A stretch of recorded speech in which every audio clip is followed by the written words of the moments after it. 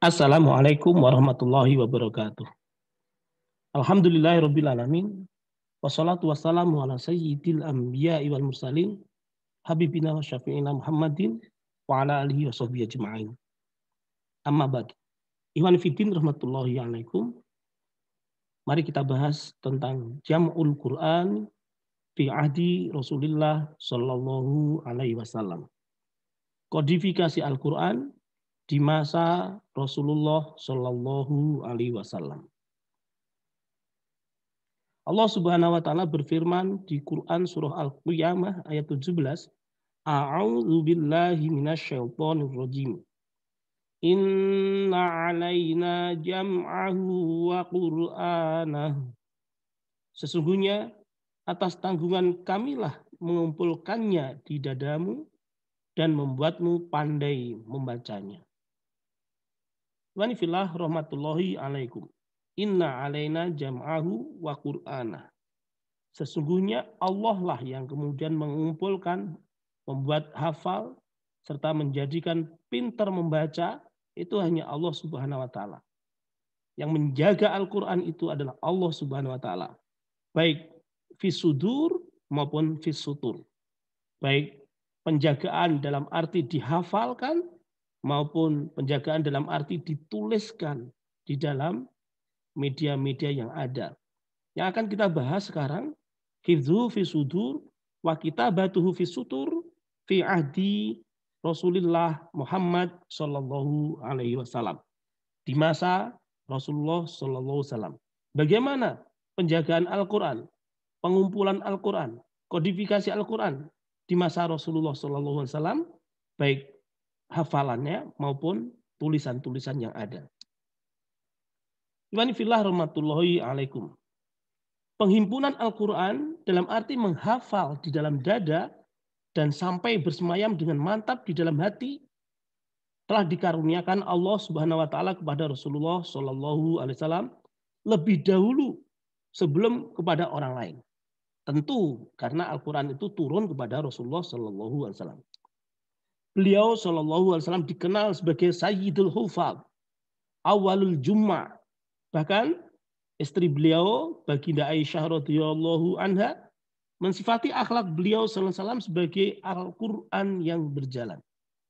Akhlak Rasulullah adalah Al-Quran yang berjalan. Artinya implementasi dalam kehidupan sehari-hari Rasulullah itu adalah Al-Quran. Implementasi Al-Quran itu tercermin dalam kehidupan Rasulullah sallallahu alaihi wasallam sehari-hari. Kemudian semua sahabat menyaksikan dan membenarkan keadaan seperti itu. Terus menerus bahkan sampai sekarang. Iwani fillah rahmatullahi alaikum. Laqad jama'al Qur'an. Laqad jumi'al Qur'anu fi ahdin Nabi sallallahu alaihi wasallam hifdzan wa kitabatan. Sungguh Al-Quran telah dikumpulkan di masa Nabi sallallahu alaihi wasallam baik hafalan maupun tulisan. Ama hifdzu fi sudur faqad tajalla. Jelas ya. Tajalla itu jelas. Sungguh menghafal Al-Quran di dalam dada sudah sangat jelas pada hafalan Rasulullah sallallahu alaihi wasallam lihadzal Quran. Jadi Rasulullah juga menghafalkan Al-Quran ini. Faqad kana yatashawwaqu wa yatalahhafu linuzulil wahyi. Rasulullah rindu dan menanti-nanti turunnya wahyu. Kapan Al-Quran turun lagi? Itu. Fama iyanzul bil ayati ila wa yu'ajjilun Nabi sallallahu alaihi wasallam bihifdhiha. Dan tidaklah Al-Quran itu turun ya satu ayat, dua ayat atau satu surah misalnya. Kecuali Rasulullah segera untuk kemudian menghafalkannya. Laza tom annuhu to amnuhu tom annahu Allahu subhanahu wa arsyadahu ila adamil isra'i wa ta'ajjuli bil Quran. Oleh karena itu Allah Subhanahu wa taala membuat tentram, memberi petunjuk kepada Rasulullah agar tidak tergesa-gesa, agar tidak terburu-buru menghafalkan Al-Quran ini. Jadi saking rindunya Rasulullah sallallahu alaihi wasallam menanti-nanti turunnya wahyu, Rasulullah begitu wahyu turun langsung beliau tergesa-gesa untuk segera menghafalkannya. Gitu. Makanya kemudian sampai kalau sudah hafal tentram gitu loh. Kalau belum ini masih gelisah, belum hafal begitu. Sampai kemudian Allah Subhanahu wa taala memberikan peringatan agar tidak terburu-buru di dalam menghafalkan Al-Qur'an, ya, sebagaimana peringatan Allah Subhanahu wa taala, la tuharrik bi lisanaka lita'jala bi. Inna 'alaina jam'ahu wa qur'ana. Fa idza qara'nahu fattabi' qur'ana. Tsumma inna 'alaina bayana. Di surah Al-Qiyamah ayat 16 sampai 19. Jangan gerakkan lisanmu Muhammad untuk tergesa-gesa menghafalkan Al-Quran. Untuk tergesa-gesa membaca Al-Quran. Karena apa? Karena inna alaina jam'ahu wa qur'ana. Kamilah Allah Subhanahu wa taala yang mengumpulkan dalam dadamu, yang membuatmu hafal dan membuatmu bisa membacanya. Ketika dibacakan padamu Al-Quran, ikutilah bacaannya itu. Jadi yang mengumpulkan Al-Quran dan membuatmu pandai membaca itu siapa? Allah Subhanahu wa taala. Tsumma inna alaina bayana, dan tanggung jawab Allah pula penjelasan yang ada dalam Al-Quran itu. Sebagaimana juga di Quran surah Toha ayat 114. Wala ta'jal bil Qur'ani min qabli ay yuqda ilaika wahyuh. Wa qur rabbi zidni ilma, dan janganlah engkau tergesa-gesa menghafalkan Al-Quran sebelum engkau diputuskan kepadamu wahyu. Wa qur rabbi zidni ilma. Katakanlah Rabbi zidni ilma. Ya Allah, tambahkanlah kepada kami ilmu. Jadi ini jelas di masa Rasulullah SAW Al-Quran itu sudah dikumpulkan melalui hafalan, ya, melalui hafalan Rasulullah SAW sendiri, dan ayat-ayat Al-Quran menjelaskan tentang itu. Iwani fillah rahmatullahi alaikum. Beliau sallallahu alaihi wasallam selalu mengulang-ulang hafalannya. Selalu murojaah di hadapan Jibril alaihissalam setiap setahun sekali di bulan Ramadan. Kecuali di tahun terakhir menjelang wafatnya sallallahu alaihi wasallam, Jibril mendatangi Rasulullah bahkan 2 kali. Ya, tidak hanya sekali, tapi 2 kali. Beliau sallallahu alaihi wasallam membacakan Al-Quran kepada para sahabat dengan tenang, tartil, dan tidak tergesa-gesa. Sampai para sahabat faham betul lafal dan maknanya. Jadi dibacakan kepada para sahabat. Sebagaimana Rasulullah dibacain oleh Jibril, Iqra' bismi rabbikal ladzi khalaq, misalnya begitu. Maka Rasulullah kepada para sahabat juga begitu. Mentalakikan begitu. Al-Quran benar-benar telah mempengaruhi diri para sahabat radhiyallahu anhu. Mereka berlomba-lomba menghafalkannya. Malam-malam mereka penuh dengan suara Al-Quran bagaikan dengungan lebah. Siang hari mereka membaca Al-Quran terus-menerus sampai hafal di hadapan Rasulullah SAW. Setoran kepada Rasulullah SAW. Jumlah penghafal Al-Quran dari kalangan para sahabat sangat banyak. Yang terkenal misalnya Abu Bakar, Umar, Utsman, Ali, Al-Abadillah, ya. Al-Abadillah ini nama-nama sahabat yang diawali dengan Abdullah. Abdullah bin Abbas, Abdullah bin Mas'ud, Abdullah bin Zubair, Abdullah bin Amr bin Al-As. Dan para ummahatul mukminin, ya, istri Rasulullah, ya, ibu-ibu, ya, ummahatul mukminin, ibu-ibu kita, ya, istri Rasulullah, ya, Baginda Aisyah, ya, Sayyidah Aisyah, Sayyidah Hafsah, dan Ummu Salamah, dan yang lain-lain. Jelas, ya. Jelas sekali bagi kita bahwa jumlah para penghafal Al-Quran pada masa itu sangat banyak. Bahkan lebih jumlah batas mutawatir. Sehingga musuh-musuh Islam, baik dulu maupun sekarang, ya, benar-benar terbungkam saat mereka menuduh dengan mengatakan jumlah penghafal Al-Quran itu tidak banyak. Tidak lebih dari hitungan jari. Ya. Mereka menganggap sama hanya dengan hadis ahad yang hanya diriwayatkan oleh sedikit orang saja. Itu jelas sekali mereka salah. Mereka terbungkam ketika melihat para sahabat yang begitu banyaknya berlomba-lomba untuk menghafalkan Al-Quran. Dan itu terbukti sampai sekarang. Yang menarik adalah sampainya Al-Quran dari masa generasi Rasulullah SAW hingga generasi berikutnya sampai pada kita itu melalui hafalan. Justru melalui hafalan, ya, hafalan yang di dalam dada yang kemudian ditularkan, disampaikan oleh para mukri'ul Quran, ya, dari satu mukri kepada muridnya terus, tidak melalui tulisan, tidak melalui mushaf, tapi melalui hafalan, melalui pengucapan-pengucapan. Begitu. Ini yang membuat kita menarik untuk mempelajarinya. Ya, harusnya selain ini juga karena tuntutan keimanan kita. Imani fillah rahmatullahi alaikum. Begitulah pengumpulan Al-Quran dengan arti membaca dan menghafalkannya di dalam dada. Ya, sampai ke kita. Dari Rasulullah, kemudian masa sahabat, terus masa Umayyah, Basiyah, Utsmaniyah sampai ke kita. Bahkan sampai akhir zaman, Al-Quran ditransfer pada kita melalui hafalan, bukan melalui tulisan. Selanjutnya kita bicara pengumpulan Al-Quran dalam arti menuliskan atau kodifikasi Al-Quran. Pengumpulan dalam arti penulisan. Imani fillah rahmatullahi alaikum. Perhatian Rasulullah SAW dan para sahabat terhadap Al-Quran tidaklah mencegah mereka untuk menuliskannya. Rasulullah SAW memilih dan mempunyai sahabat-sahabat penulis wahyu. Zaid bin Sabit, Abu Bakar, Utsman, Ali, Ubay bin Ka'ab, Thabit bin Qais, dan Khalid bin Walid. Ya, ini yang terkenal. Ketika Al-Quran turun kepada beliau SAW, beliau langsung minta para sahabat yang ada di sekitar beliau untuk menuliskannya. Pertanyaannya, mengapa tidak ditulis sendiri oleh Rasulullah SAW?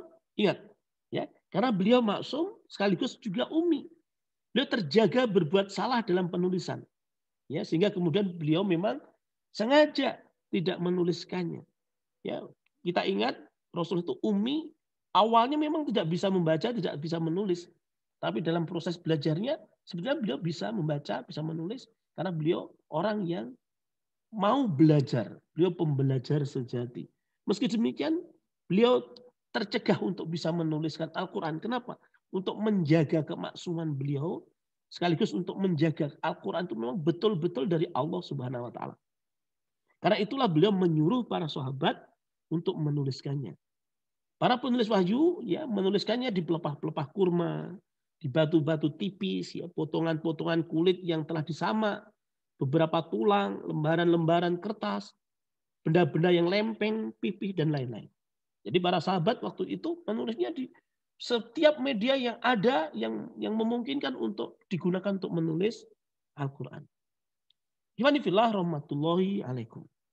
Kemudian tulisan-tulisan tadi disimpan di rumah Rasulullah SAW dan dikumpulkan dalam suhuf.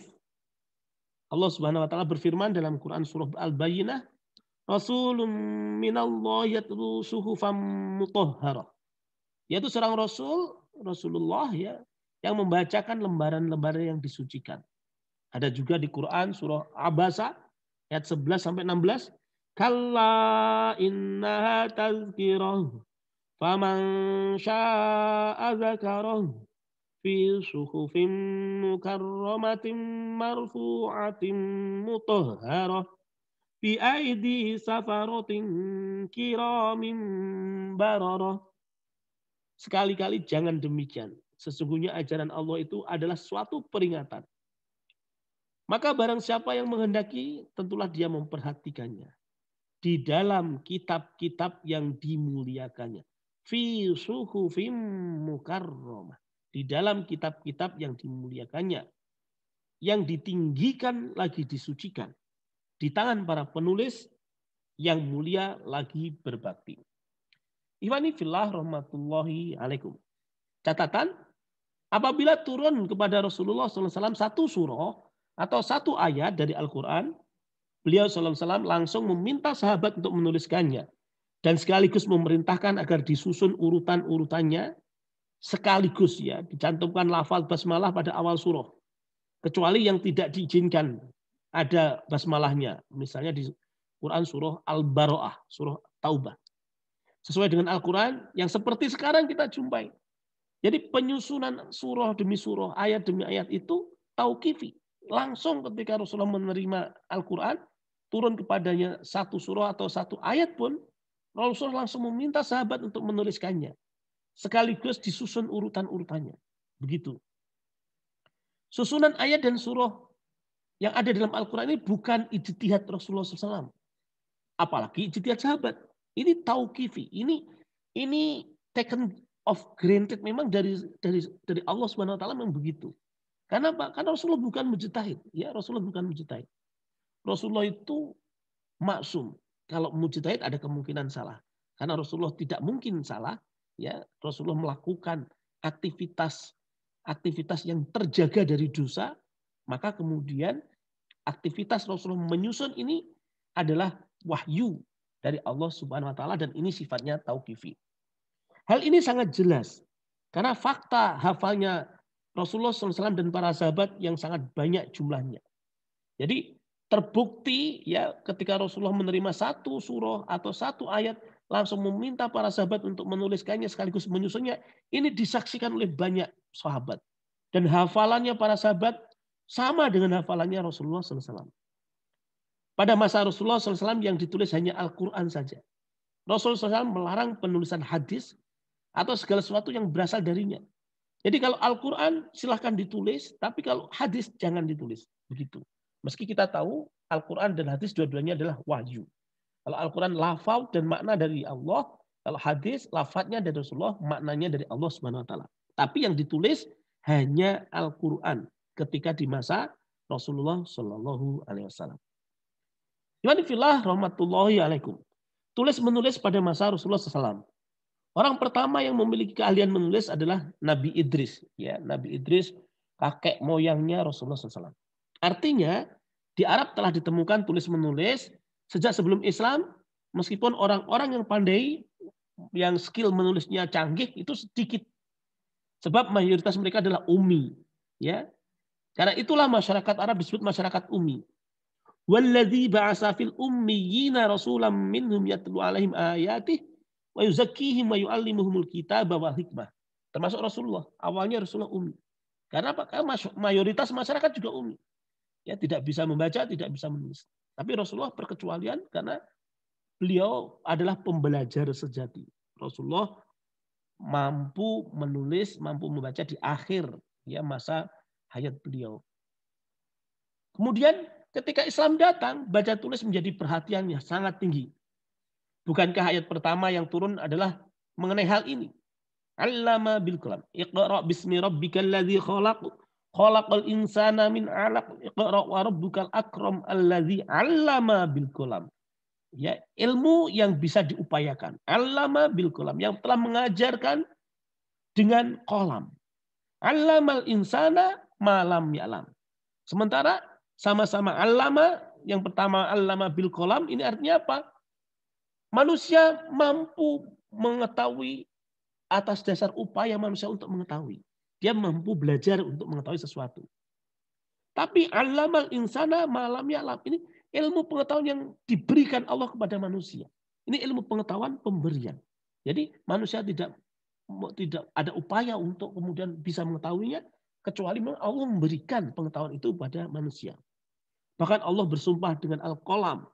Nun wal qalami wa ma yasturun. Itu kan di surah Nun ya, kalau nggak salah ya, surah Nun. Imanillah rahmatullahi alaikum. Demikian tadi jam'ul Quran di masa Rasulullah Sallallahu alaihi wasallam. Wallahu alam bisawab. Terima kasih. Assalamualaikum warahmatullahi wabarakatuh.